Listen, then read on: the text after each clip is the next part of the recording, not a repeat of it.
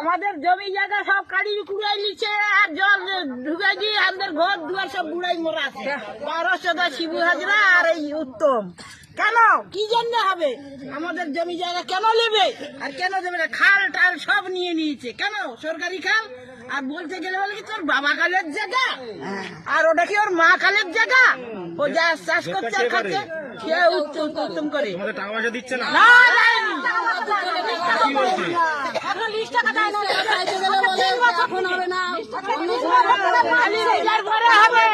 এখন কালী পূজা আছে,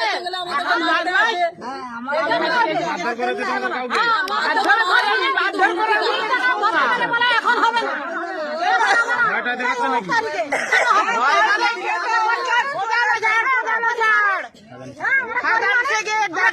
দাদা